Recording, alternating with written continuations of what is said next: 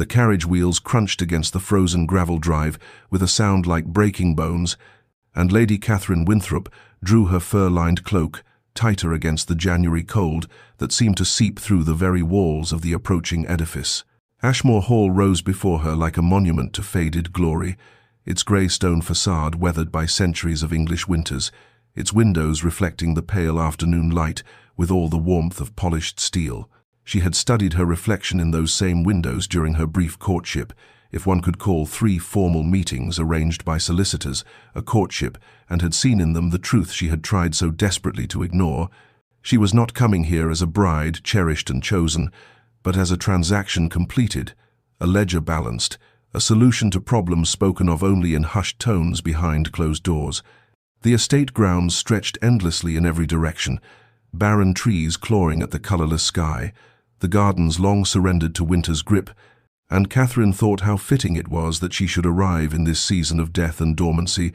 to a house that felt as though it had forgotten the very concept of spring. As her carriage drew to a halt before the grand entrance, she caught sight of him, the Duke of Ashmore, standing at the top of the stone steps, with the rigid posture of a man facing execution rather than matrimony. Even from this distance, she could see the set of his jaw, the aristocratic angles of his face that might have been handsome had they not been carved from such apparent ice, and the dark coat that hung upon his frame with the precision of duty rather than the ease of comfort. He descended the steps with measured grace as a footman opened her carriage door, and when he offered his hand to assist her descent, his touch was brief, impersonal, the gesture of a man performing an obligation he had paid dearly to assume, or rather, that she had paid dearly for him to assume. For was it not her father's merchant fortune that had purchased this ancient title, this crumbling estate, this man who looked at her now with eyes the colour of a winter sky, and just as welcoming? "Lady Catherine," he said, his voice a low baritone that carried neither warmth nor particular coldness, merely the neutral tone of formal acknowledgement. "Welcome to Ashmore Hall. I trust your journey was not unduly taxing." She murmured something appropriate, watching as her trunks were unloaded, containing her trousseau and her hope, the latter packed more carefully than the former, wrapped in layers of determination that perhaps an arrangement begun in necessity might yet transform into something resembling contentment, if not love. The ceremony itself took place that very evening in the estate's chapel, a small stone building attached to the main house where generations of Ashmore dukes had been christened, married, and mourned. The vicar's words echoed against ancient walls, and Catherine repeated her vows while studying the man beside her, searching for some flicker of emotion in his profile, finding none. When he placed the ring upon her finger, a heavy circle of gold set with diamonds that felt more like a shackle than an adornment, his fingers were cold, and he did not meet her eyes. They were pronounced man and wife as sleet began to tick against the chapel windows, and the Duke, her husband, though the word felt strange and foreign in her mind, pressed a perfunctory kiss to her cheek with all the passion one might display when signing a business contract. As they walked back through the covered passage to the main house, Catherine felt the weight of her new title settling upon her shoulders alongside the weight of understanding. She had become the Duchess of Ashmore, and in exchange for her father's fortune restoring this estate's depleted coffers, she had gained everything a woman of her station could desire, except the one thing that mattered, a husband who had married her for anything other than her money. But before our lover's fate is revealed, subscribe so you never miss a chapter of romance and scandal. And tell us in the comments, where are you watching from? Now let's begin.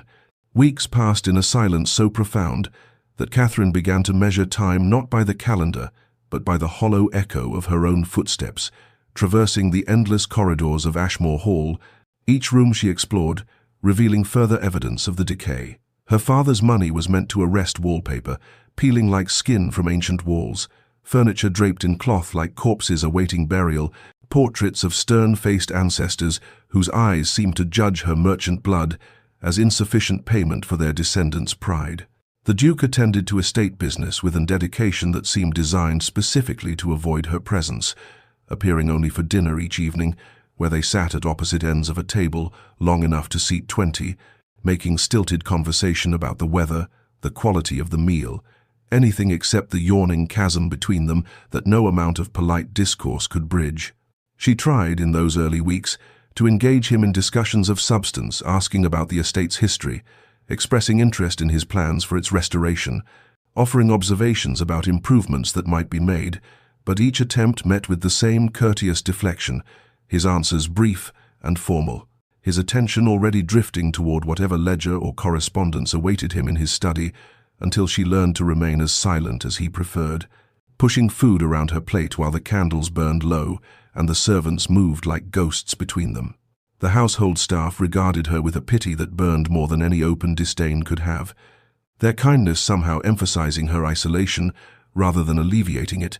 Mrs. Hendricks, the housekeeper, would pat her hand with maternal sympathy when showing her the still room or the linen closets, and young Mary, assigned as her lady's maid, often had tears in her eyes when helping Catherine undress after another silent dinner, as though witnessing a tragedy unfold in slow motion. It was Mary who let slip the true extent of the estate's financial ruin, speaking of creditors who had threatened seizure before Catherine's dowry arrived like salvation, of servants let go and pensions unpaid, of the Duke's father, who had gambled away 3 generations of careful stewardship in a decade of reckless indulgence, leaving his son to inherit nothing but debt and the crushing weight of a title that demanded maintenance of appearances that could no longer be afforded. Catherine discovered the evidence herself when exploring the East Wing, finding rooms stripped of their contents, rectangular shadows on walls where paintings had hung before being sold, empty display cases that once held family silver, and she understood then the full measure of what her money had purchased, not merely a title for herself, but survival for this man who walked these halls like a prisoner serving a sentence he had not deserved. He came to her chamber on precisely 3 occasions during those first weeks, fulfilling the marital duty required to secure the heir that was, after all, the entire purpose of their arrangement. And each visit was conducted with the same painful courtesy that characterized their dinners: a brief knock, a murmured greeting, the necessary intimacy performed with as little actual intimacy as physically possible, and then his departure before the candle on her bedside table had burned down even an inch, leaving her alone in the darkness to wonder if this cold efficiency was to be the sum total of their marriage, if she would spend the rest of her life wandering these empty halls, her footsteps echoing back to her like questions that would never receive answers, a duchess in title, but in truth merely another piece of furniture purchased with her father's merchant, gold, decorative and useful, but ultimately unloved. Spring arrived at Ashmore Hall with a gentleness that seemed almost apologetic after the harshness of winter, crocuses pushing through the thawing earth in delicate clusters of purple and white, and Catherine discovered the change within herself, on a morning when pale sunlight streamed through her chamber windows, and the nausea that had plagued her for a week suddenly clarified into understanding that made her hands tremble as she pressed them against her still flat abdomen. She told no one at first, hugging the knowledge to herself like a precious secret, afraid that speaking it aloud might somehow make it less real, but the truth declared itself soon enough when the physician was summoned and confirmed what her body had already whispered. She was carrying the Duke's child, the heir that was the entire purpose of their arrangement, and she felt a cautious joy blooming in her chest like those crocuses outside, fragile but persistent, rooting itself in soil that had seemed too frozen to sustain any living thing. The Duke received the news in his study, Catherine standing before his desk like a supplicant before a magistrate, and she watched his face carefully as she spoke the words, searching for some flash of happiness or warmth, finding instead what she had learned to expect: satisfaction, and the same expression he might wear upon learning that a difficult negotiation had concluded favorably or that the estate's accounts had balanced for the quarter. "That is excellent news," he said, rising from his chair with the formal courtesy that characterized all his interactions with her. And then, because apparently some acknowledgement of the personal nature of the announcement was required, he added, "You have my gratitude, Catherine, for fulfilling this duty so admirably."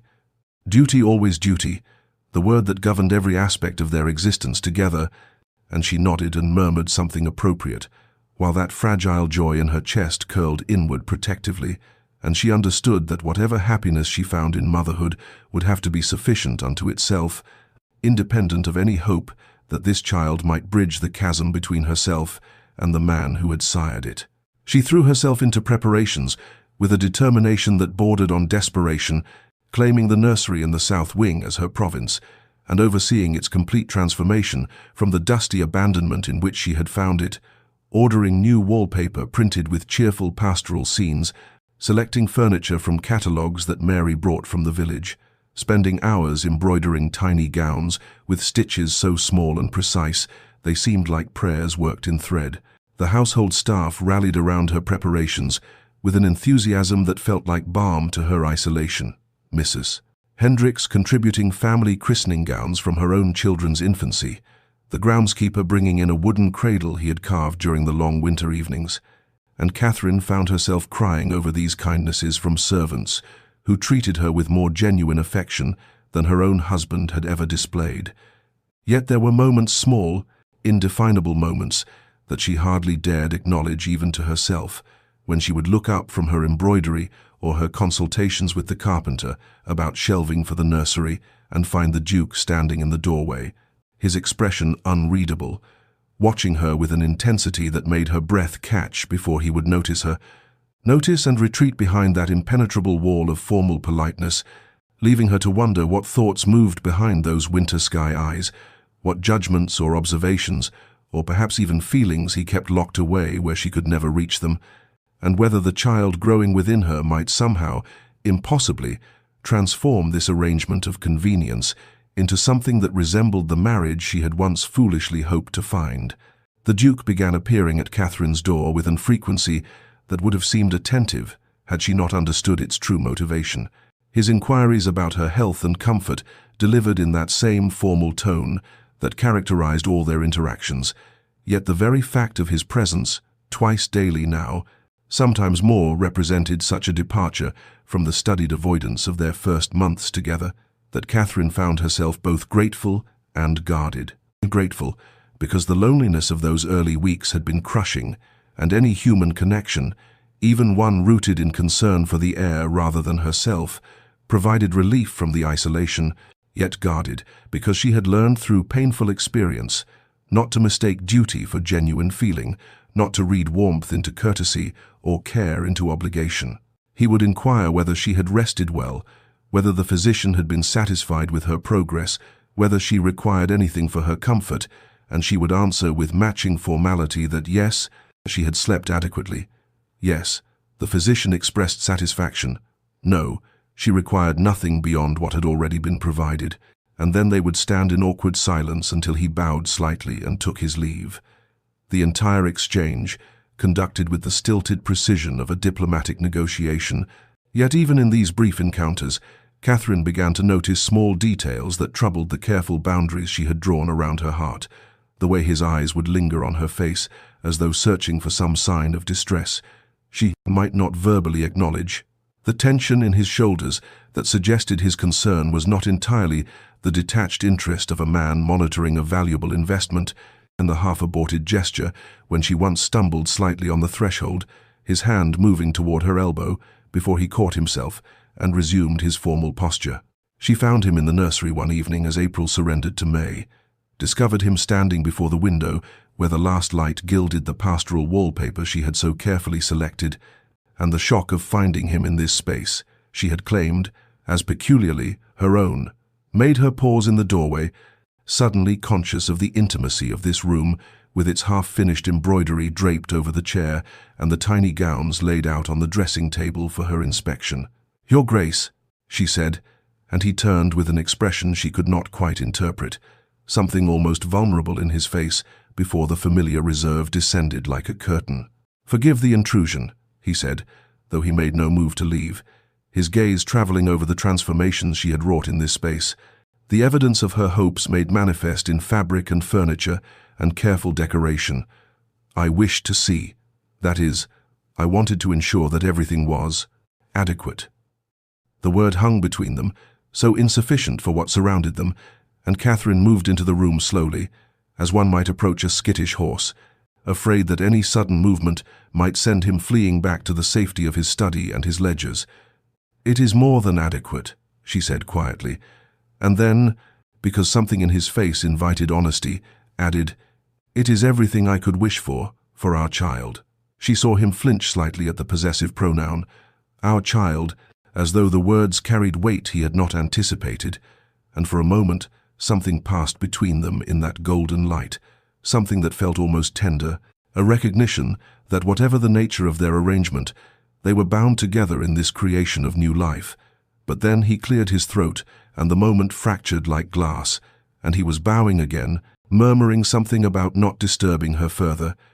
and she was alone once more among the tiny gowns and carefully embroidered hopes, wondering what might have been said if either of them had possessed the courage to speak beyond the confines of duty and propriety that governed their every interaction. Summer arrived with a warmth that transformed Ashmore Hall into something Catherine had not imagined during those frozen months of winter. Honeysuckle, climbing the garden walls, and roses blooming in profusion along the southern terrace, and with the season came subtle changes in the Duke's behavior that she observed with the careful attention of someone who has learned not to trust surface appearances, yet cannot quite suppress the dangerous whisper of hope. He began appearing at her chamber door each morning just after breakfast, dressed for riding but carrying himself with a hesitancy that seemed at odds with his formal bearing, and he would inquire always with that maddening politeness whether she might wish to accompany him on a brief walk through the grounds, claiming with a physician's authority she suspected he had invented that fresh air and gentle exercise were beneficial for the child. And though Catherine recognized these invitations as stemming from his concern for the air rather than any desire for her company, she found herself accepting because the alternative was another day spent alone, with only her thoughts and her embroidery, and the careful management of hope that threatened constantly to overflow its banks. Their conversations during these walks remained stubbornly superficial, discussions of the weather and the estate's grounds, and the progress of various repair projects he had undertaken, yet the simple fact of his presence beside her, the sound of his voice speaking of mundane things, the occasional brush of his sleeve against hers on the narrow garden paths, these small contacts accumulated like drops of water, slowly filling a vessel Catherine had believed permanently emptied, and she warned herself sternly against reading meaning into courtesies that were nothing more than a man's reasonable concern for the vessel carrying his heir. Yet her treacherous heart refused to heed these warnings. She began noticing other changes that she could not so easily dismiss as duty toward the child books appearing on the table beside her favorite chair in the morning room, volumes of poetry and philosophy that matched interests she had mentioned only once in passing during their stilted dinner conversations, and her favorite foods appearing with increasing frequency at table. Despite her certainty, she had never explicitly stated these preferences. Small observations the Duke must have made and acted upon without announcement or acknowledgement,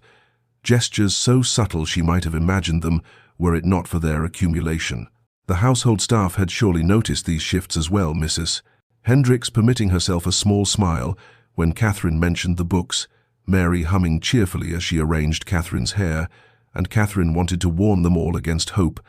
to explain that kindness was not love and attention was not affection, yet she could not quite form the words because some part of her, the part she tried desperately to suppress, and wondered whether perhaps these gestures meant something more than duty demanded. The thunderstorm arrived on an evening in late June, rolling across the countryside with a violence that seemed personal, wind lashing rain against the windows, and thunder shaking the ancient stones of Ashmore Hall, and Catherine had retired early, with a book she could not concentrate on, startling when her chamber door opened without warning to reveal the Duke standing in the doorway, his hair dishevelled and his usually immaculate cravat loosened, and for a moment he simply stood there, breathing heavily as though he had run up the stairs, before he seemed to collect himself and said, with an attempt at his usual formality that was betrayed by the tremor in his voice, "I wish to ensure that the storm had not distressed you, that you and the child were well," and Catherine saw in his face something raw and unguarded, fear that seemed disproportionate to the situation, concern that could not be entirely explained by worry for his heir, and she said softly, "We are well, Your Grace, truly," and for a moment that stretched between them like silk pulled taut, he remained there, his eyes holding hers with an intensity that made her breath catch, before he bowed slightly and retreated, leaving her alone with the storm and the dangerous, impossible hope that perhaps his concern was not entirely for the child after all. The man Catherine glimpsed in unguarded moments bore so little resemblance to the cold stranger she had married that she began to wonder whether she had ever truly seen him at all. whether the Duke's careful formality was not his nature, but rather armor. Donned so long ago he had forgotten what it protected, and this understanding came not through any single revelation, but through the slow accumulation of small moments that summer brought, like offerings laid at her feet, each one a piece of a puzzle she had not known she was assembling. She witnessed a smile one afternoon in the library when he thought himself unobserved, a genuine expression of pleasure as he ran his fingers along the spines of newly acquired books, the volumes she recognized as having been sold months earlier to meet some pressing debt, and the joy on his face at their return was so unguarded, so utterly different from his usual reserve, that Catherine felt as though she was seeing something forbidden, a private moment of happiness that illuminated how rarely such moments came to him. His hand steadying her on the stairs became familiar through July as her balance shifted with the child's growth, and where another man might have offered such assistance with casual courtesy, the Duke's touch carried a gentleness that seemed to contradict his careful distance in all other matters, his fingers warm through the fabric of her sleeve, his other hand hovering near her back, as though he could not quite trust that she was steady, could not quite bear to withdraw his support, even after the danger of stumbling had passed. And Catherine found herself inventing reasons to use those particular stares, drawn to these brief moments of contact, like a starving woman to sustenance. The servant spoke of him with a reverence that puzzled her, until Mrs. Hendricks, emboldened perhaps by Catherine's obvious loneliness, began to share fragments of history during their morning consultations about household matters and stories of how the previous Duke had been a man of magnificent appetites and catastrophic judgment, who had gambled away 3 generations of careful stewardship in less than a decade, and how the current Duke had been barely 20 when he inherited a title synonymous with disgrace and debts that would have broken most men, and how he had spent the next 8 years sacrificing everything, his pride and his youth, even his prospects for a marriage based on affection, to restore what his father had destroyed, selling off treasures piece by piece, dismissing staff he had known since childhood, living with austerity that bordered on deprivation, while he slowly, painfully, rebuilt the estate's reputation and resources. These revelations cast his marriage to her in a different light, transforming what Catherine had understood as mercenary pragmatism into something more complex, the final sacrifice in a long series of surrenders, and she began to wonder whether his distance stemmed not from indifference but from shame, whether he held himself apart not because he did not care, but because he believed himself unworthy of being cared for, a man who had sold himself to save his family's legacy, and could not forgive himself for the transaction, even as he honored its terms with scrupulous attention to her comfort and welfare. Catherine's heart, which she had guarded so carefully against the pain of loving someone who married her for money rather than feeling, began its dangerous work, despite all her efforts to prevent it, hope taking root in the small kindnesses and unguarded moments, and she found herself caught between the wisdom of self-protection and the terrible, compelling possibility that perhaps the Duke's coldness was not rejection, but rather the desperate restraint of a man who believed he had no right to warmth, no claim to affection beyond what duty demanded, and she did not know which would hurt more, to continue believing herself unloved, or to hope that beneath his careful distance lay feelings he would never permit himself to express. The evening arrived with that peculiar golden quality late summer sometimes offers as compensation for its impending departure, the sun hanging low over Ashmore's gardens and casting long shadows across the rose beds where Catherine had taken to walking in the cooler hours, finding solace among the blooms that asked nothing of her except admiration, and she was examining a particularly lovely specimen, pale pink petals edged with deeper rose, when she became aware of the Duke's presence behind her, his approach so quiet she might not have noticed had the evening birds not suddenly ceased their singing, and when she turned she found him standing at the garden gate with an expression she could not decipher, and something between resolve and resignation, and he said, his voice carrying an odd formality even in this informal setting, "Might I join you, Catherine?" using her given name so rarely that the sound of it from his lips made her breath catch, and she nodded, unable to trust her voice, watching as he approached with that careful grace he brought to all his movements, though she noticed a tension in his shoulders that spoke of some internal struggle, and for several moments they stood together in silence, ostensibly admiring the roses, though Catherine was acutely conscious of every breath he took, every small shift of his weight, the way his hands clasped behind his back as though he did not trust them otherwise, until she found herself speaking words she had not planned to say, had not even known she was thinking until they emerged. "You are unhappy, Your Grace. I have seen it in your face when you believe yourself unobserved, and I wonder whether it is the arrangement between us that causes you such evident distress, whether my presence here is a daily reminder of all you were forced to sacrifice." And the moment the words left her lips, she wished them back, terrified of what his answer might reveal, yet unable to continue existing in this state of careful ignorance. And she watched something crack in his carefully maintained composure, his hands falling to his sides and his eyes closing briefly as though gathering strength, and when he spoke his voice was raw with an honesty that seemed to pain him. "You mistake the cause of my unhappiness entirely, though I suppose I have given you no reason to understand the truth, have given you nothing but distance and duty when you deserved." He paused, seeming to struggle with words that came with obvious difficulty. "You speak of sacrifice, but you understand nothing of what I have truly surrendered, nothing of the weight I carry each day knowing that I purchased you like property,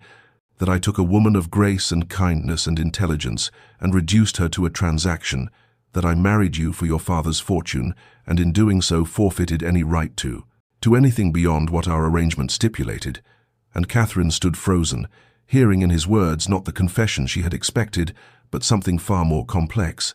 layers of shame and self-recrimination that cast his months of distance in an entirely new light. And she said softly, carefully,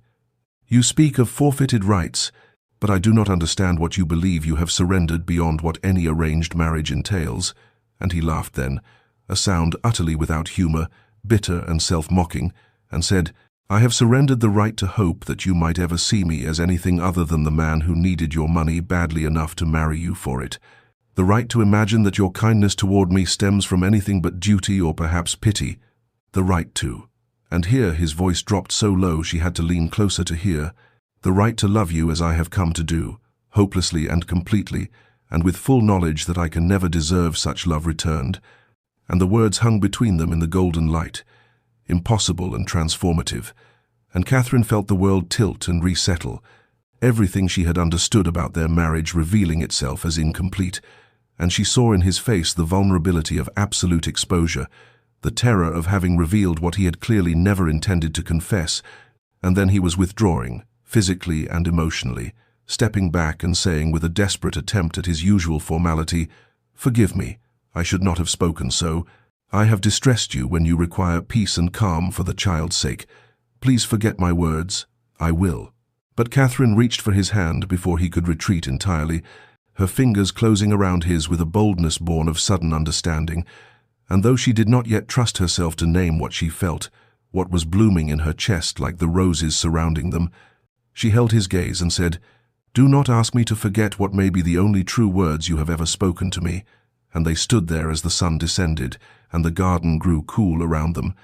connected by her hand on his, and by the fragile, terrifying possibility that perhaps neither of them was as alone as they had believed. Catherine understood in the days following their encounter in the garden that she had been engaged in a magnificent act of self-deception, telling herself that she remained emotionally uninvested in their marriage while her heart had been conducting its own quiet rebellion, falling in love with her husband through the accumulated weight of small kindnesses and unguarded moments. And his confession had not created her feelings, but rather illuminated what had been growing in secret, like bulbs planted in darkness that suddenly break through soil into sunlight. And she found herself caught in a peculiar torment of knowing he loved her while believing she could never truly return such feeling. It could never convince him that her love was not born of gratitude or duty, but of genuine affection for the man she had discovered beneath his armor of formality. And the impossibility of bridging this gulf of mutual unworthiness seemed almost cruel in its symmetry. Two people who loved each other yet could not believe themselves worthy of being loved, circling each other like celestial bodies held apart by forces neither could control. She lay awake through long nights wrestling with the knowledge that lived now in her chest, like something with weight and substance, examining it from every angle, as though she might discover some truth she had missed, some way forward through the maze of their misunderstanding. But every path seemed blocked by the original sin of their arrangement, the fact that he had married her for money and she had accepted knowing herself purchased, and how could love built on such foundation ever be trusted? How could either of them believe the other's professed feelings were not somehow distorted by guilt or obligation, or the simple human need for warmth in proximity? And yet when she recalled the rawness in his voice as he spoke of forfeited rights, the vulnerability in his eyes as he confessed what he clearly never intended to reveal, she could not dismiss his words as anything less than truth, painful and absolute. And this certainty warred with her conviction that he deserved better than a merchant's daughter who brought nothing to their union but gold. That his confession had been born of some temporary weakness he would surely come to regret. Autumn arrived early that year, or perhaps Catherine simply noticed its coming with greater acuity, attuned now to symbolism and metaphor in ways she had not been before, and she watched the garden where he had spoken begin its slow transformation from abundance to rest, the roses dropping petals like tears, the leaves turning colors that seemed almost violent in their beauty, as though nature itself was demonstrating how endings and beginnings existed in perpetual conversation. And she found herself touching the place on her abdomen where the child grew, speaking silently to this life she carried, promising to be enough, to provide enough love to compensate for all the complications and sorrows of the adult world. And she decided with a resolution born of desperation that she would be content with whatever pieces of himself the Duke chose to share,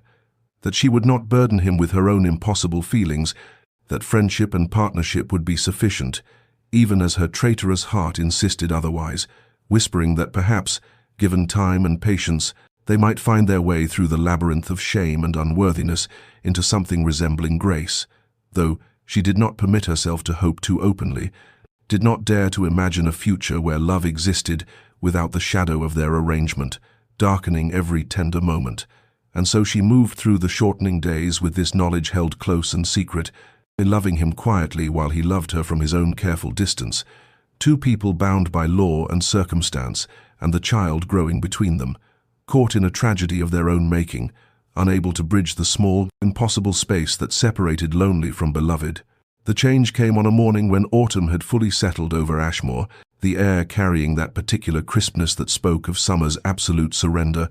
and Catherine woke with a sensation she could not immediately identify, something not quite pain, but a wrongness in her body that made her lie very still, as though stillness itself might prevent whatever was beginning from continuing. And when she rose finally and saw the stain on her nightdress, she understood with a terrible clarity that the thing she had most feared was announcing itself, and her cry brought her lady's maid running, the girl's face draining of color at what she saw, and within the hour the household had transformed from its usual ordered calm into barely suppressed chaos. Mrs. Henderson, the housekeeper, dispatching footmen for the midwife, and then the doctor, when the midwife's expression grew grave, and Catherine found herself confined to bed by forces both physical and authoritative, the pain that had begun as wrongness now sharpening into something with edges and insistence.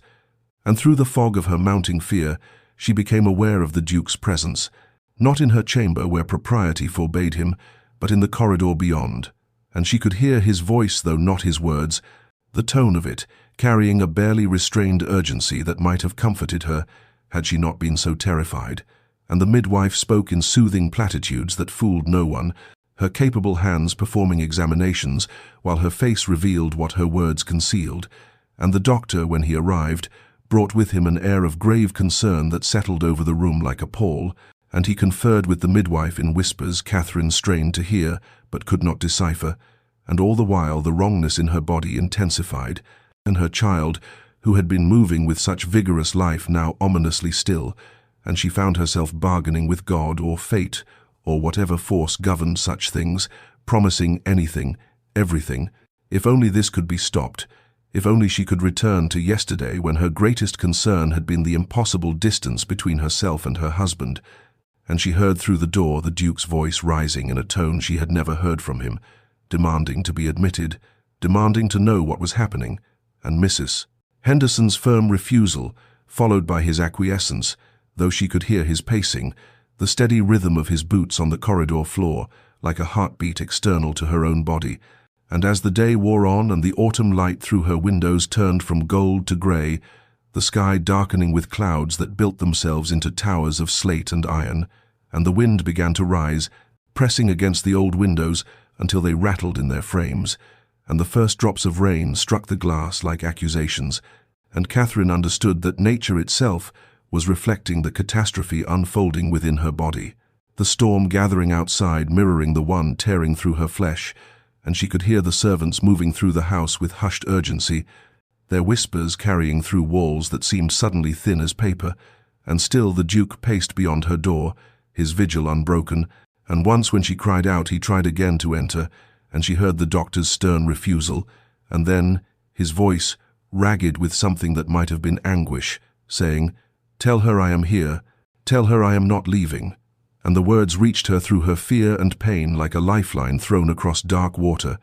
and she held to them as the storm outside intensified, and the crisis within her body moved toward its inevitable conclusion. The loss came with the thunder, or perhaps that is only how Catherine would remember it afterward, the way memory conflates the physical and the metaphorical until they become indistinguishable, but in the moment there was only pain that transcended anything she had imagined possible, a tearing sensation that seemed to split not just her body, but her very conception of herself, and through the roaring in her ears she heard voices speaking in tones that communicated what words could not, the midwife's murmured prayers, the doctor's terse instructions, and somewhere beyond the door the Duke's voice raised in something between demand and supplication, and then the pain reached a crescendo that dragged from her throat a sound she did not recognize as her own, and in the awful quiet that followed, she knew with certainty that transcended explanation that the life she had carried was no longer viable, that the child she had loved and feared for and built her hopes upon had slipped beyond the veil that separates being from unbeing, and the doctor's pronouncement when it came was merely confirmation of what her body had already told her. The formal words, "I am deeply sorry, Your Grace," and the child could not be saved, falling into the room like stones into still water, and Catherine heard herself making a sound that was neither word nor scream, but something more primitive, the keen of grief that lives in the oldest parts of human consciousness, and through the haze of her anguish, she was dimly aware of commotion beyond her chamber door, the Duke's voice brooking no refusal, and then he was there, despite all propriety and protocol, pushing past the doctor's protests to reach her bedside, and she saw his face stripped of every careful mask he had ever worn, saw the devastation written there in lines and shadows, and she tried to form words, to apologize, to beg forgiveness for failing in the one purpose that had justified her presence in his life. But what emerged was only, "I'm sorry, I'm so sorry, I could not," and her voice broke on the impossibility of articulating the magnitude of her failure, and the Duke stood frozen beside her bed, as though turned to stone, his eyes moving between her face and the midwife who was attending to the terrible aftermath of loss, and Catherine saw him register the reality of what had occurred, saw something in him crack and splinter, and when he finally moved it was to sink into the chair beside her bed, with a heaviness that suggested his legs would no longer support him, and the room emptied slowly as the doctor and midwife completed their necessary ministrations, their voices gentle with sympathy that felt like sandpaper against Catherine's exposed nerves, and then she and the Duke were alone with their grief and the ghost of what might have been, and Catherine turned her face toward the window where the storm raged with undiminished fury, lightning illuminating the room in stark flashes that rendered everything in absolute contrasts of light and shadow, and she thought of the nursery they had prepared together,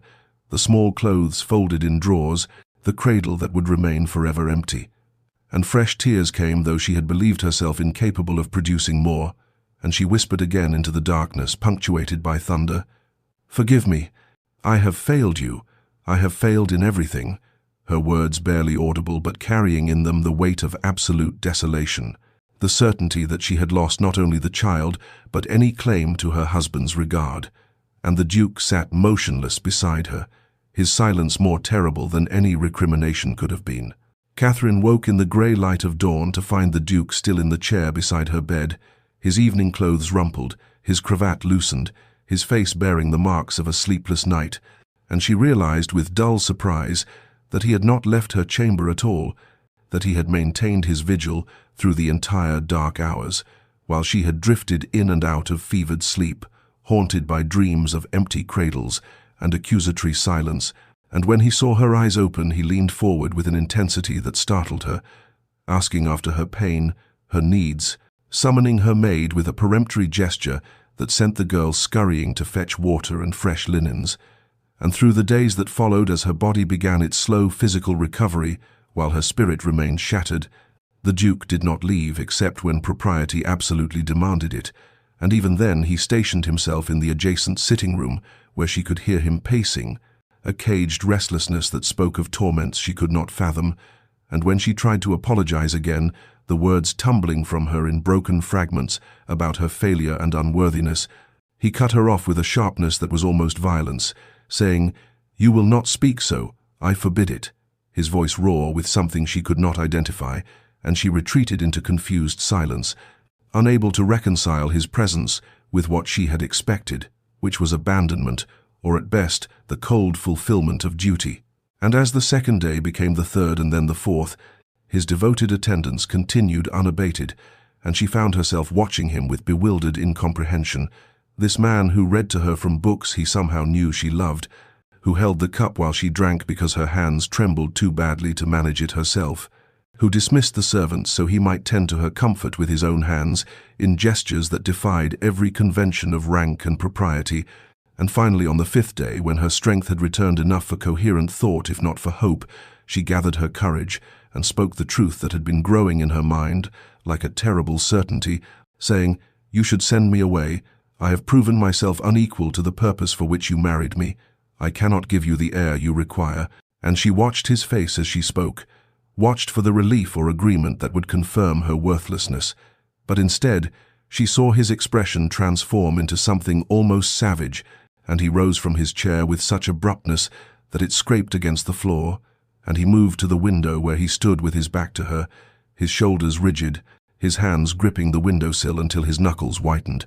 And when he finally spoke, his voice was so thick with emotion that she barely recognized it as his, and he said, "You believe that is what I want. You believe that is what matters to me." And he turned to face her then, and she saw in his eyes something she had never seen before, a nakedness of feeling that stripped away every careful defense, and he said with a fierceness that seemed torn from somewhere deep within him,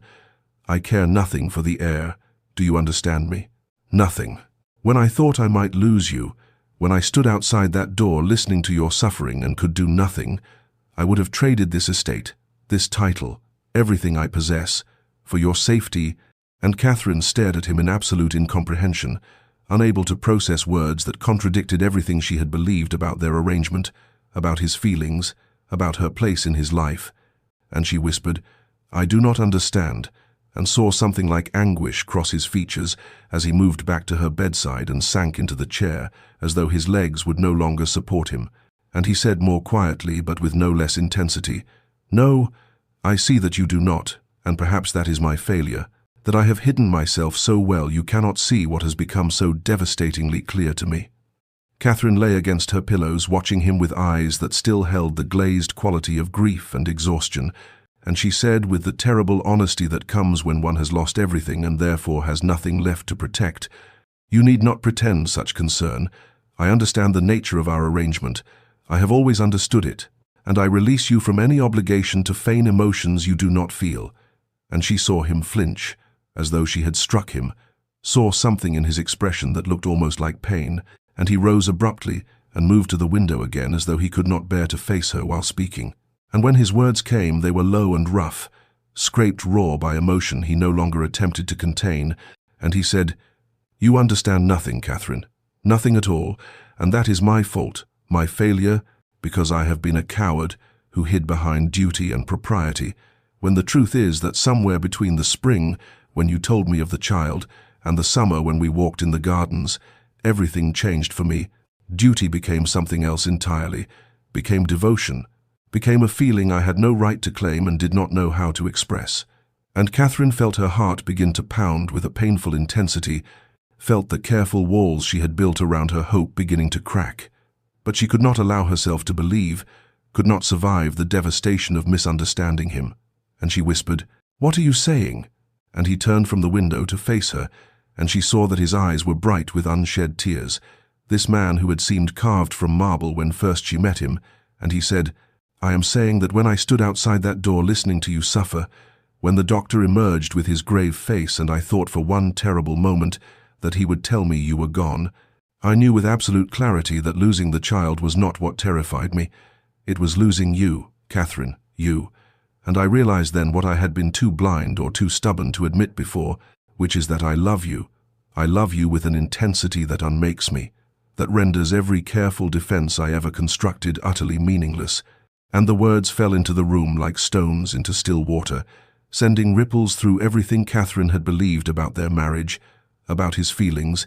about her place in his life, and she heard herself make a sound that was half laugh and half sob, disbelief and desperate hope warring within her, and she said,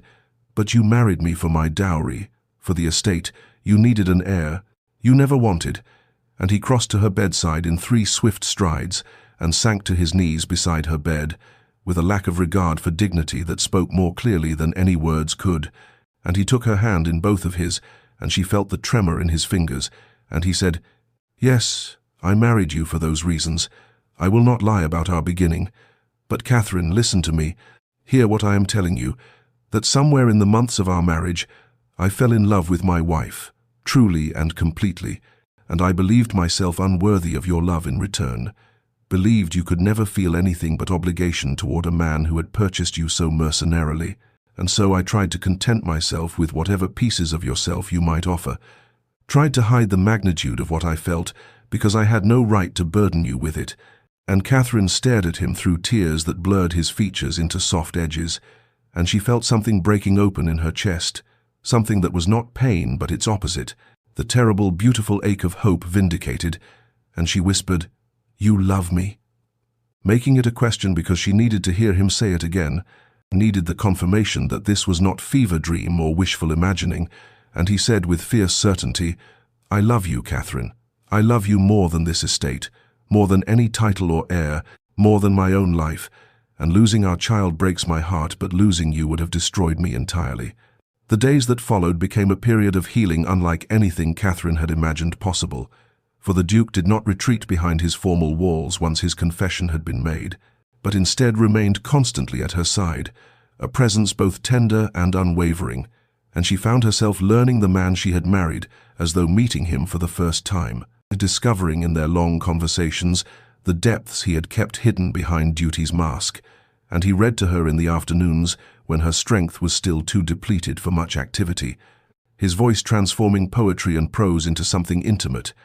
and when nightmares came in the dark hours, dreams of blood and loss and empty cradles that jerked her awake, with her heart pounding and tears streaming down her face, he was there to hold her, to whisper reassurances against her hair, to share his own grief over the child they had lost, and she realized with wonder that he mourned not merely an heir but their baby, the life they had imagined, the future that had been stolen, and in sharing their sorrow rather than bearing it in isolation, something shifted between them, a deepening that transcended even the love they had confessed, and as Catherine's physical strength gradually returned through the passing weeks, they took short walks together through the estate grounds, and he spoke to her of things he had never shared before, his father's profligacy and the crushing burden of inherited debt, his determination to restore what had been squandered, his shame at needing her fortune, his fear that she would always see him as the man who had purchased her. And Catherine listened with a heart that ached for all the loneliness he had endured, and she told him of her own journey, how she had fallen in love with glimpses and gestures, how she had believed herself unloved and unlovable beyond her monetary value, and they marveled together at the parallel paths they had walked, each loving in secret, each convinced of their own unworthiness, and gradually through these conversations deep into the night, when the household slept, and they sat together before the fire in her sitting room, Catherine felt something inside her that had broken beginning to knit back together, not into what it had been before, but into something different, something stronger for having been shattered and remade, and the Duke seemed similarly transformed, the rigid formality that had defined him, giving way to expressions of tenderness that grew more natural with practice, the tentative touch of his hand on hers becoming familiar, the way he looked at her shifting from careful guardedness to open devotion, and there were small intimacies that rebuilt hope between them. The morning he brought her breakfast himself and stayed to share it. The afternoon she found him weeping silently in the nursery. They had prepared and went to him without words, simply holding him while he held her. The evening he kissed her forehead, and then her lips with a gentleness that spoke of reverence rather than mere desire. And through all of it, Catherine felt herself emerging from grief, not into forgetfulness, but into a place where sorrow and love could coexist, where loss did not negate hope, and she saw the same transformation in her husband, this man who had revealed himself to be so much more than the cold duke she had married. And as autumn deepened toward winter, and the trees shed their leaves in preparation for dormancy and renewal, Catherine and the Duke moved through their shared healing day by day, building something real and lasting from the ashes of tragedy. Winter arrived at Ashmore Hall not with the bitter desolation that had marked Catherine's first months as Duchess, but with a quality of crystalline beauty that seemed to reflect the transformation occurring within the estate's walls. For as snow blanketed the grounds and ice traced delicate patterns on the windows, the relationship between Catherine and her husband underwent its own metamorphosis, the rigid formality that had once defined every interaction between them dissolving like frost in morning sun, replaced by something genuine and sustaining, a partnership built not on duty but on mutual devotion, tested by fire and proven true. And one morning in early December, the Duke appeared at Catherine's sitting room, with an armful of leather-bound ledgers, setting them on the table before her with an expression that mingled nervousness and determination. And when she looked at him questioningly, he said, "These are the estate accounts, all of them, every debt and asset and calculation, and I want you to see them, to understand fully what we face, because you are not merely my wife, but my partner, Catherine, and I will hide nothing from you anymore." And she felt tears prick her eyes at this gesture of trust, at being invited into the masculine sphere of finance and estate management that wives were typically shielded from. And together they spent long afternoons going through the figures, and the Duke explaining his strategies for restoration, while Catherine, whose merchant father had educated her in matters of business, despite society's disapproval, offered insights that sometimes surprised him and always delighted him. And gradually through these sessions Catherine came to understand not only the magnitude of what her dowry had saved, but also the intelligence and dedication with which her husband had worked to rebuild what his father had destroyed. And she felt a fierce pride in him, this man who had carried such burdens alone for so long. And there were other changes too, small moments that accumulated into a larger pattern of transformation. Like the evening she heard laughter echo through the great hall, and realized with shock that it was her own voice mingling with his, that somehow joy had found its way back into rooms that had known only silence and sorrow, and their dinners became occasions for genuine conversation rather than dutiful ritual. The Duke telling her stories from his childhood that revealed the boy he had been before responsibility had hardened him, Catherine sharing memories of her own youth and dreams she had harbored before accepting that she would be married for advantage rather than affection. And sometimes after dinner they would sit together in the library, she with her embroidery and he with his correspondence, and the silence between them was no longer awkward but companionable, the quiet of two people completely at ease in each other's presence. And at night, when he came to her chamber, it was not from obligation but from desire, a tenderness between them now that transformed physical intimacy into something sacred, an expression of the love they had finally acknowledged. And Catherine marveled at how grief, which might have destroyed them, had instead become the forge in which their marriage had been transformed, from transaction into truth, from arrangement into devotion. And as winter deepened and the year drew toward its close, she understood with profound gratitude that she and her husband were not merely surviving their loss, but discovering in its aftermath a depth of connection she had never imagined possible. Spring returned to Ashmore Hall with a gentleness that seemed purposeful, as though nature itself understood that this season carried particular significance for those dwelling within the estate's walls. And Catherine woke one morning in late March to find her husband already awake beside her, watching her with an expression of such tender devotion that her breath caught, and when she asked what he was thinking, he said simply, "That I am grateful for every morning I wake to find you here."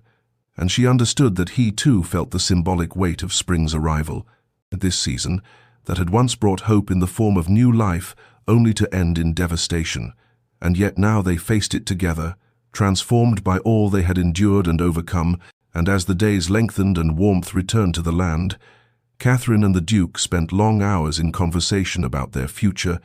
discussions that would have been unthinkable in the early months of their marriage, when duty had defined every interaction. And one afternoon, as they walked through the estate gardens, where crocuses pushed through the last remnants of snow, the Duke stopped suddenly and turned to face her with unusual solemnity, and he said, "Catherine, I need you to understand something with absolute certainty. You are enough. You have always been enough. And whether we are ever blessed with children or not, my love for you is not contingent upon heirs or duty or any purpose beyond the simple fact that you are you." And she felt tears spring to her eyes at this declaration, at the freedom it offered from the weight of expectation she had carried since accepting his proposal. And she replied that she loved him not for his title or his estate, but for the man he had revealed himself to be, and the person behind the formal mask he had worn for so long. And they stood there among the spring flowers, holding each other while the world renewed itself around them. And in that moment, Catherine felt something shift inside her, a final releasing of the fear and shame that had lingered since the loss of their child. And she understood that they had built something real and lasting from the ashes of tragedy, that their marriage had been transformed from transaction into truth, from arrangement into the deepest devotion. And later that week the Duke suggested they plant something in the garden as a memorial to what they had lost, and together they chose forget-me-nots for their delicate beauty and symbolic meaning. And on a mild afternoon, with clouds drifting across a pale blue sky, they knelt together in the earth, their hands working side by side to create a small garden in a quiet corner near the old oak tree. And as they worked, the Duke spoke of grief and memory, of honoring loss without being defined by it, of carrying sorrow alongside joy rather than allowing it to eclipse all light. And Catherine added her own reflections about how tragedy had unexpectedly become the catalyst for their transformation, how the worst moment of her life had paradoxically led to the deepest connection she had ever known. And when the forget-me-nots were planted, they sat together in the grass, despite the impropriety of a duke and duchess sitting on the ground like common folk. And they made promises to each other about the life they would build, a future focused not on duty or heirs or the expectations of society, but on their love and partnership, on creating a home filled with warmth and honesty, and the kind of devotion that survives even the darkest seasons. And as spring settled over Ashmore Hall, bringing with it the eternal promise of renewal, Catherine understood with profound gratitude that she and her husband had been given a precious gift, the opportunity to begin again, not as strangers bound by arrangement, but as partners united by love, tested in fire, and proven unbreakable. Early summer arrived with a profusion of roses and honeysuckle that perfumed the air at Ashmore Hall, and Catherine woke one morning in late June to a sensation both familiar and terrifying, a delicate queasiness that sent her heart racing with recognition, and for several days she said nothing to anyone, observing her body with a mixture of hope so fragile, it hurt, and fear so profound, it threatened to overwhelm her. And she found herself bargaining with fate, promising that if this were true, she would not take a single moment for granted, that she would be grateful rather than anxious, though she knew, even as she made these internal promises, that terror and joy would be inseparable companions through whatever lay ahead. And finally, when she could no longer deny the signs, she sought out her husband in his study, finding him bent over correspondence with the afternoon light streaming through the windows. And when he looked up and saw her expression, he set down his pen immediately, rising to meet her with concern, already shadowing his features, and she said simply, "I believe I am with child again," and watched as comprehension flooded his face, followed not by the satisfaction she had seen the first time, but by something closer to fear, a tightening around his eyes that told her he too remembered what had been lost. And he crossed to her in 3 strides and took her hands in his. And his first words were not about heirs or duty, but a question delivered with almost desperate intensity. "How do you feel? Are you well? Has the doctor been summoned?" And she felt tears spring to her eyes at his concern, at the way his first thought was for her rather than the child she carried. And she assured him she was well, that it was early yet, that she had wanted to tell him before involving physicians or making preparations. And he pulled her into his arms with a tenderness that still had the power to surprise her, despite all they had shared, and against her hair he whispered, "Catherine, you must understand if we are forced to choose. If there is any danger to you, there is no choice at all. You are what matters, not an heir, not a dynasty, you." And she felt something inside her chest expand at this declaration, at the absolute certainty in his voice, and she drew back to look at him and saw tears on his cheeks matching her own, and she said, "I am frightened," and he replied, "So am I, terrified beyond measure. But we will face this together, whatever comes. And I need you to promise me that you will not suffer in silence, or hide your fears or pretend strength you do not feel, because we are partners now, Catherine, in truth and not merely in name." And she promised, and in the days that followed his devotion manifested in countless protective gestures that might have felt suffocating if they had not been so clearly rooted in love rather than possession, the way he insisted she rest more than was probably necessary, how he appeared at odd hours simply to assure himself of her well-being, his habit of reaching for her hand whenever they were together as though he needed the physical confirmation of her presence, and Catherine found herself determined that this time would be different, that they would not let fear steal the joy of these months, that they would face whatever came with honesty and courage rather than the dutiful silence that had characterized her first pregnancy. And so when terror woke her at night, she told him rather than hiding it. And when he confessed his own fears, she held him and reminded him that they were stronger together than apart, and gradually through this mutual vulnerability and honest sharing of both hope and fear, Catherine began to believe that perhaps this time, wrapped in love rather than duty, surrounded by devotion rather than isolation, they might find their way through to the happiness that had once seemed impossible, and early summer deepened into full bloom around them, while within her, another life began its precarious journey toward existence. The months that followed unfolded with a quality entirely different from Catherine's first pregnancy, and where before she had navigated the experience in dutiful isolation, now she moved through each day wrapped in her husband's unwavering devotion, and the Duke's presence became a constant reassurance in the way he would appear in whatever room she occupied, as though drawn by invisible threads, how his hand would find hers during their evening walks through the gardens, and the tender concern in his voice when he asked about her well-being that clearly sought honest answers rather than polite reassurances, and Catherine found strength she had not known she possessed in this partnership, in the knowledge that whatever lay ahead, they would face it together without pretense or protective distance. And as summer deepened into its fullest expression of life and abundance, they made practical preparations for the child's arrival. But these preparations were tempered with emotional honesty about the risks they both understood too well. And one evening in late July, as they sat together in what would be the nursery, the Duke spoke with unusual directness about his fears, confessing that he woke some nights in terror at the thought of losing her, that no heir could ever compensate for such a loss, and Catherine responded with equal honesty that she too carried fear alongside hope, that she thought often of what had been lost but refused to let that memory steal the grace of the present moment, and in this mutual vulnerability, their bond deepened into something that transcended even love, becoming a partnership forged through shared joy and shared sorrow, through the understanding that life offered no guarantees, but that facing uncertainty together was infinitely better than facing it alone. And when August arrived with its heavy heat and long twilights,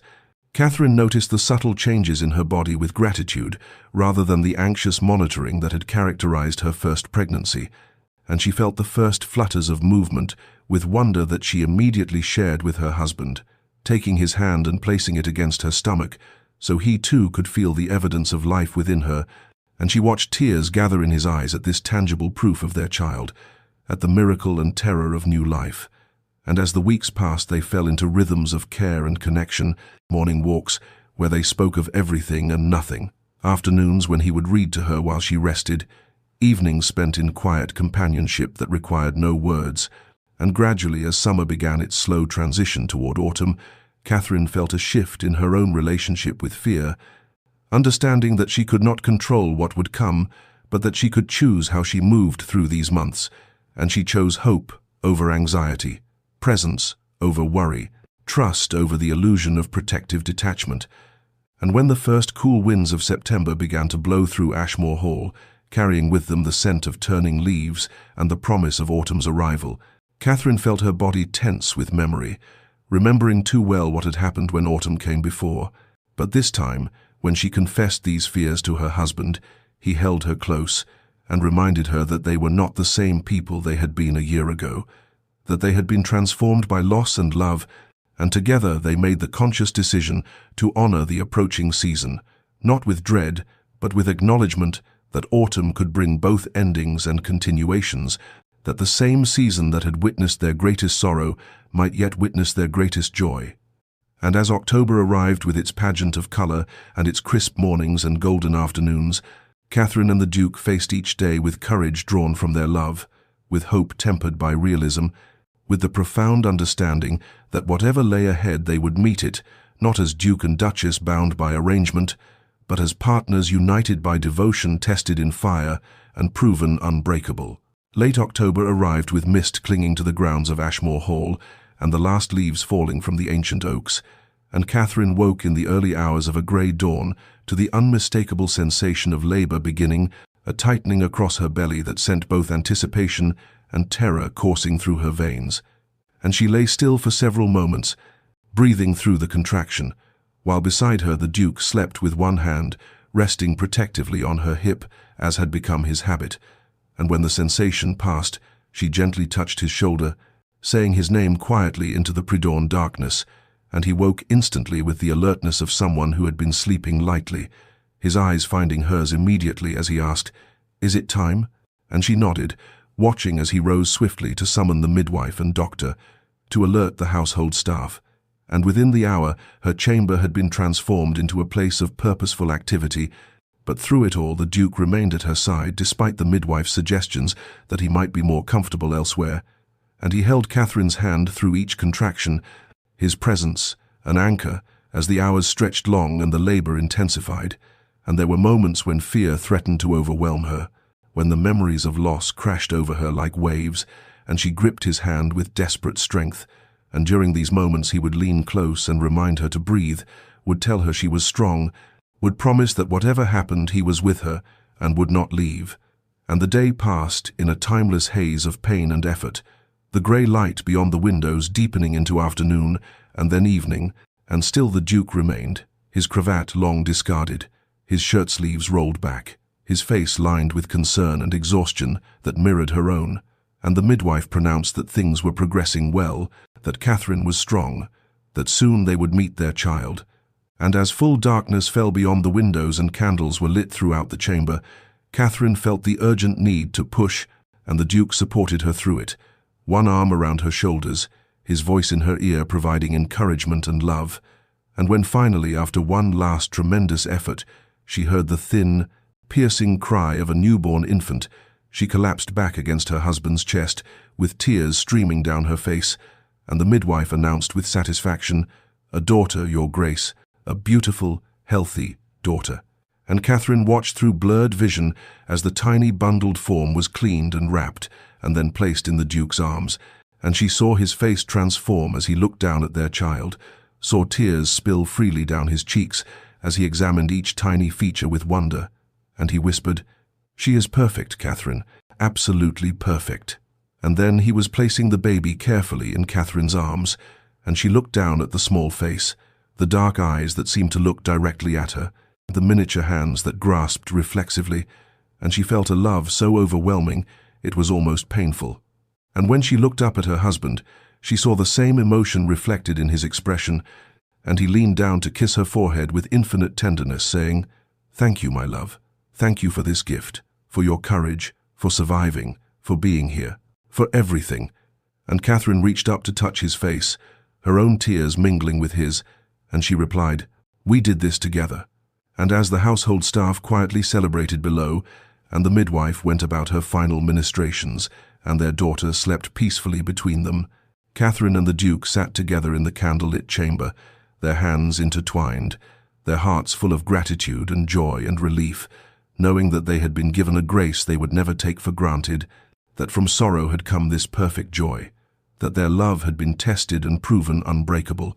and outside the window the mist lifted and the first stars appeared in the clearing sky like promises of hope fulfilled. 2 years passed like a dream gradually remembered upon waking,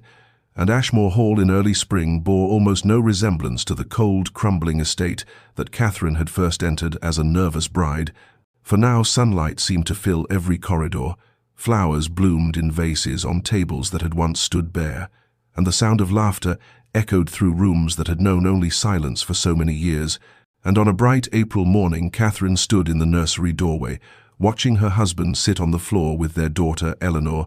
the child's dark curls bouncing as she toddled unsteadily between the Duke's outstretched hands, and each time Eleanor reached him, he would sweep her up with exaggerated celebration that sent peals of delighted laughter cascading through the room, and Catherine felt her hand rest unconsciously on her belly, where new life quickened once more. This third pregnancy, carrying none of the terror of the second and none of the lonely isolation of the first, but instead unfolding with the quiet confidence of a woman who knew herself loved beyond measure. And the Duke looked up and caught her watching, and the smile he gave her held such warmth and devotion that even after 2 years of his open affection, she still felt her breath catch. And he said, "Come join us, my love. Eleanor has nearly mastered walking and insists on demonstrating for her mother." And Catherine crossed the room that had once stood empty and grief-haunted but now overflowed with toys and books and all the beautiful chaos of childhood, and she lowered herself carefully to sit beside her husband, and Eleanor immediately launched herself toward Catherine's lap with the fearless trust of a thoroughly cherished child. And as Catherine gathered her daughter close, breathing in the sweet scent of her hair, she thought of how impossible this happiness would have seemed during those early months of cold formality, how she could never have imagined that the remote Duke who had married her for her dowry would become this devoted husband and tender father. And later that afternoon, as they walked together through the restored gardens, where forget-me-nots bloomed in a carefully tended corner, Eleanor held between them, with each parent holding one small hand. Catherine reflected on the journey that had brought them to this moment, the sorrow that had broken them open and allowed love to take root in places that duty alone could never have reached. And that evening, after Eleanor had been settled into bed, and they sat together in the drawing-room, where a fire crackled cheerfully, and the account books that the Duke had long ago opened to Catherine's partnership showed an estate restored to prosperity through their combined efforts, he took her hand and said, "I never thanked you properly for saving me." And Catherine looked at him with surprise, asking what he meant, and he replied, "You saved me from a life of isolation and duty, from the cold fortress I had built around my heart, from the belief that I was unworthy of love, and you did it simply by being who you are, by your courage and grace, and willingness to see past my defenses to the man I was too afraid to reveal." And Catherine felt tears gather as she responded, "We saved each other, my love, for I was equally lost before I found you, before I learned that the deepest love often grows in the most unlikely soil, watered by tears as much as joy." And as night deepened around Ashmore Hall and their daughter slept peacefully in her nursery, a new life stirred beneath Catherine's heart. They sat together in perfect contentment, two people who had begun as strangers in a mercenary arrangement and had become partners in the truest sense,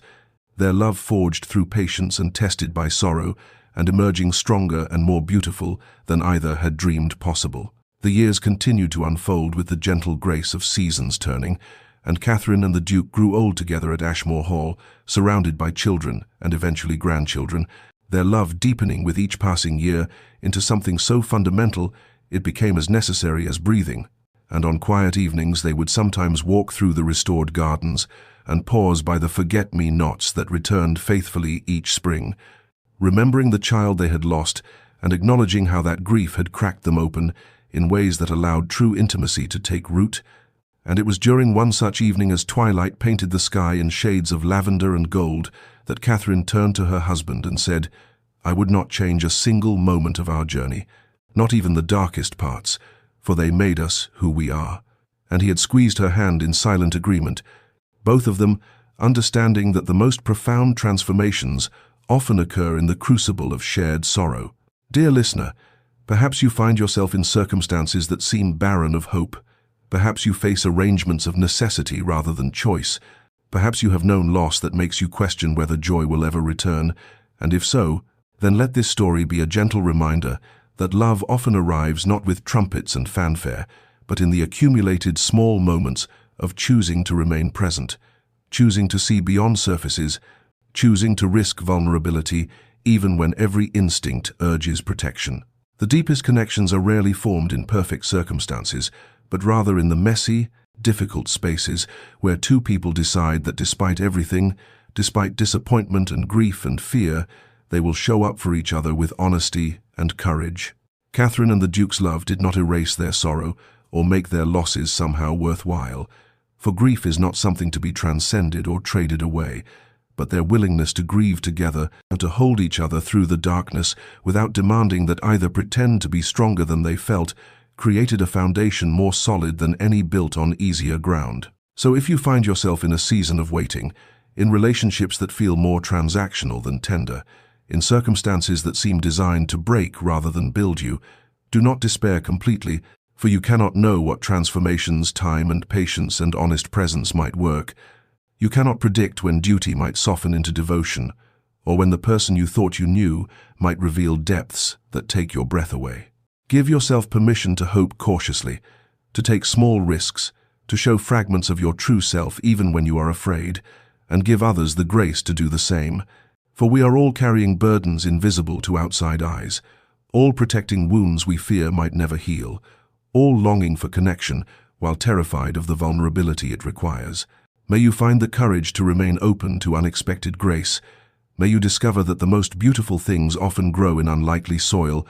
May you learn that being truly seen in your weakness is worth more than being admired for false strength. And may you know the particular peace that comes from being loved, not despite your flaws, but as a whole person, complexity and contradiction and all. May your nights be filled with rest earned through honest living. May your days hold moments of connection that remind you why courage matters. And may you always remember that transformation, when it comes, arrives quietly through 1,000 small choices, to love anyway, to stay anyway, to hope anyway, even when the outcome remains uncertain. This has been a story from Calm Chronicles, and if these words brought you comfort or contemplation, please like this video, subscribe to our channel for more stories of transformation and hope, and share your thoughts in the comments below. For your reflections add to the collective wisdom we build together, and may you sleep well knowing that the best chapters of your own story may yet be unwritten.